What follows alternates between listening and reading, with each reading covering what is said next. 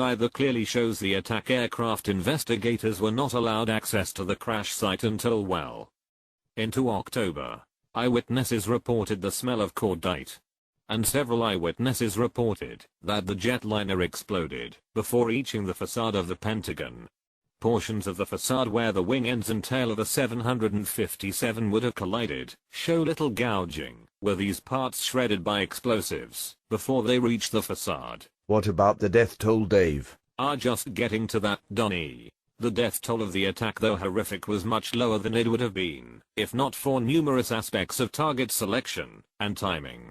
All 4 flights were unusually empty. Flights 11, 1, 7, 5, 77 and 93 were only at 51, 31, 20 and 16% occupancy respectively. The towers were attacked before most people had arrived and were hit high enough to allow most people to escape.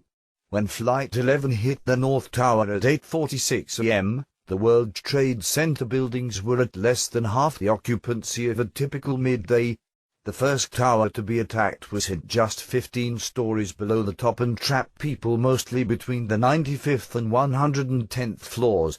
The second tower to be attacked was hit only 30 stories below the top, and the plane missed the core, allowing people to evacuate from above the impact zone. The 17 minutes that elapsed since the first hit allowed many people to escape the second tower, while the elevators were still working. Okay, what about the Pentagon, mate? 125 people were killed in a building with 20,000 people.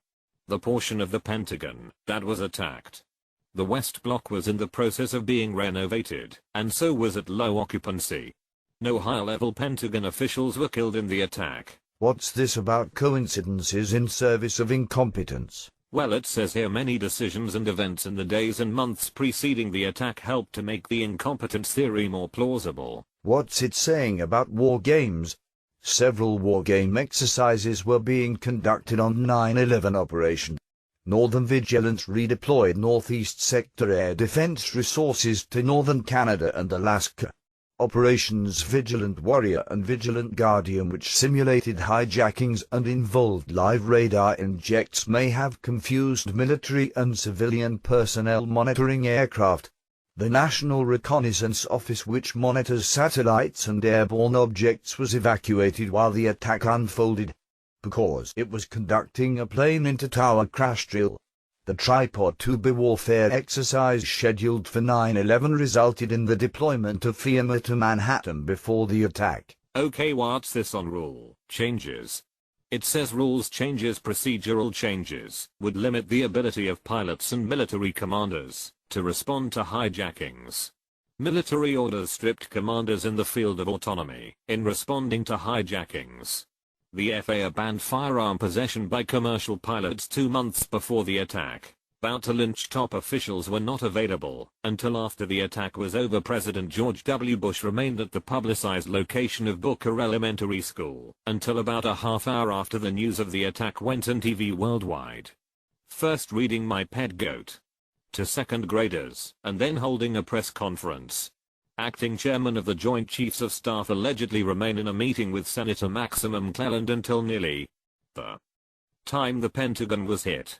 Brigadier General Montague Winfield had Navy Captain Charles J. Ledig Jr., a rookie, assume his watch as Deputy Director for Operations for the National Military Command Center, NMCC, at 8:30 a.m. on 9/11, and relieved him after the attack was over. Despite the worst failure in history of the military to protect American civilians, and the worst alleged engineering failures in history, there were no consequences for the responsible authorities, and no honest investigations. What a joke, eh, Donnie? Yes, mate, all this information is unbelievable and shocking. We need a new proper investigation. No one was held to account for the numerous unprecedented failures in air defense.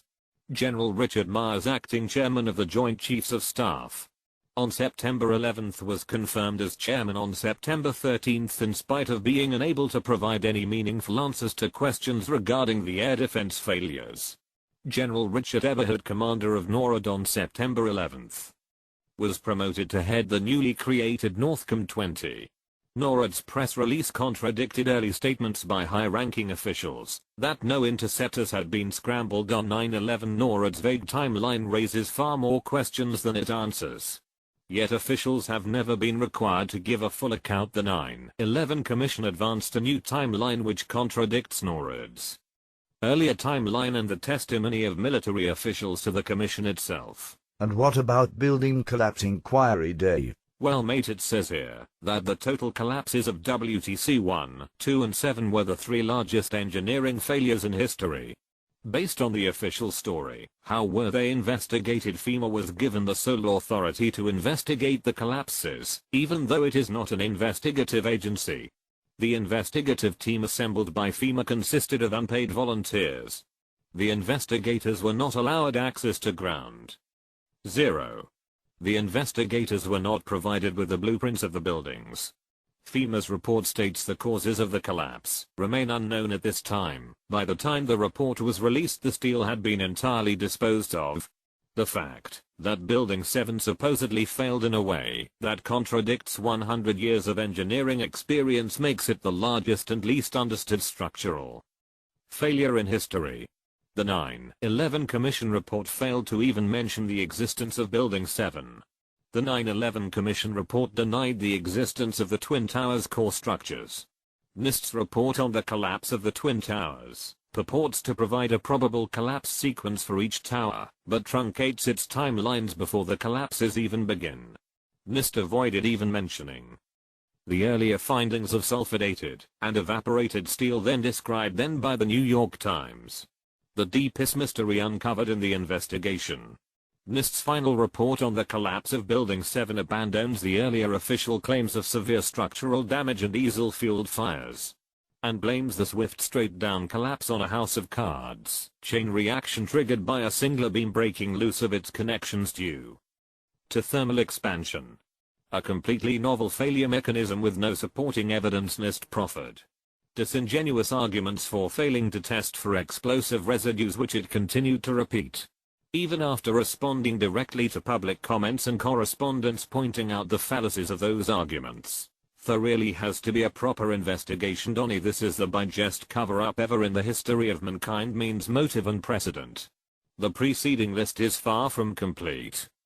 It does not include consideration of facts pertaining to the means, motive and precedent for the crime. The official accounts blaming one organization, while ignoring others with much more to gain, and possessing tools and access better suited to the commission of the crime, is arguably a vast anomaly. This subject is addressed by 911review.com. That was very interesting, Dave. I want to do more research. Well mate, there's loads of things that's going on, that we have to expose, the likes of the Bilderberg Group with the secret meetings with heads of state, politicians, royalty, espionage at the highest level. These people are the real government, not puppets like Obama or Gordon Brown. All these people have the real control. Hey, are the elite bankers and oil men like David Rockefeller, the Rothschilds, the Morgans, and so many others who manipulate the monetary system and recessions to devalue the British pound and the American dollar to make a one world currency like the euro. They control the Federal Reserve. They are the CFR, the Trilateral Commission, the IMF, the World Bank. They are giving us toxins in our foods, telling us that there is pandemics that will kill us, so we have to take their injections that are full of mercury and other toxins. It's all about the money, people. The pharmaceutical companies made millions out of fake pandemics. People need to wake up, Donnie. Also research the global warming scam. Anyway, hope you people enjoy this educational video. Part 2 will follow. Big shout out to Alex Jones from Infowars.com. Keep up the good work, mate. Or go to our website http://stop-w-o.ukos.com. That's stopthenewworldorder.ukos.com.